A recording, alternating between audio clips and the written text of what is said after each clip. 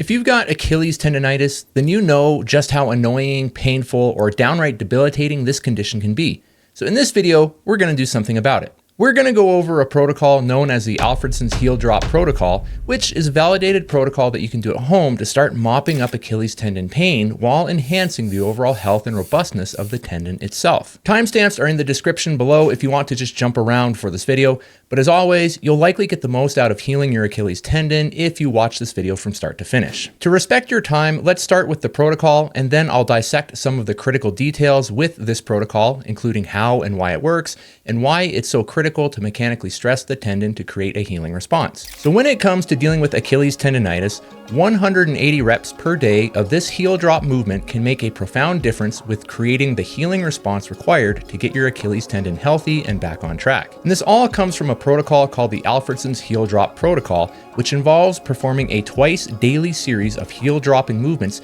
that are designed to mechanically stress and mildly provoke the Achilles tendon as a means to restart the healing process. And there are progressions and regressions for this protocol so that you can optimize it to your own needs, which I will discuss in a moment. Now, the protocol itself is incredibly simple, but the range of motion you use on the heel drop itself might vary depending on which part of your Achilles tendon is the most sore or problematic. So real quick, here's what you need to know. If you experience most of your pain in the middle of your Achilles tendon, then this is known as mid-portion tendinosis. And if most of your pain is down on the bottom of the tendon, very near your heel bone, then this is known as insertional tendinosis. And keep this in mind with the upcoming content so you can individualize the range of motion you use to suit your specific needs. If you're experiencing mid-portion Achilles tendinosis, then for this protocol, you'll want to stand on a small step or a ledge and then perform 3 sets of 15 slow heel drops while your knee is relatively straight. Then you'll perform another 3 sets of 15 slow heel drops with your knee slightly bent. And this whole protocol gets performed twice per day, every day.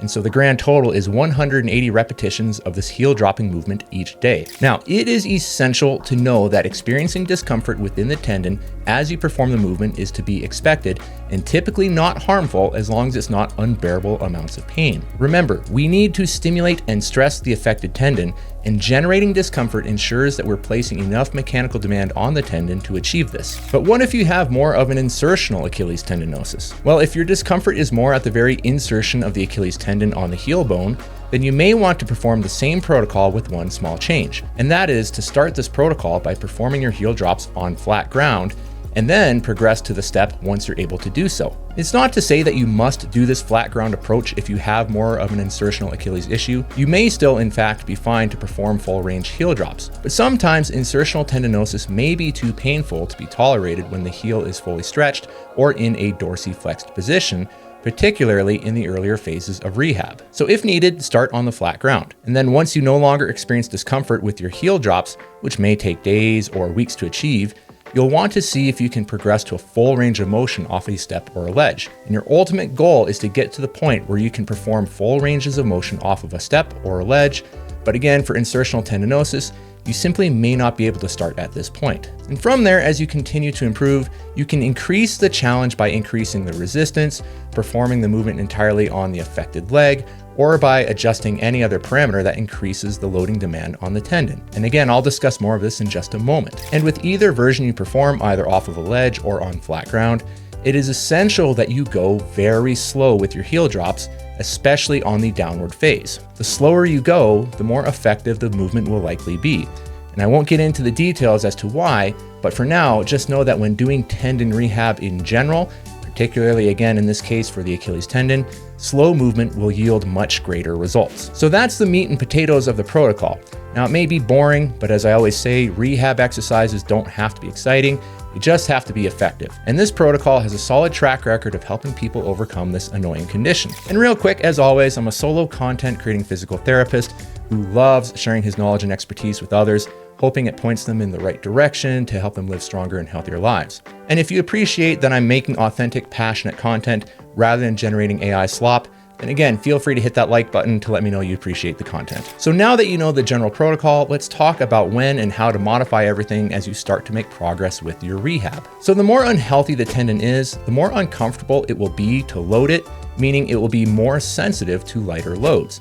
And again, since we want to experience mild but tolerable discomfort with these heel drops, We need to have ways of increasing or decreasing the amount of stress or tension we place upon the tendon as a means to achieve this. Ultimately, you want to always have a way to modify the intensity of the movement so that you experience mild to moderate discomfort in the tendon when you're performing your heel drops. And if things are too uncomfortable, we need to decrease the load.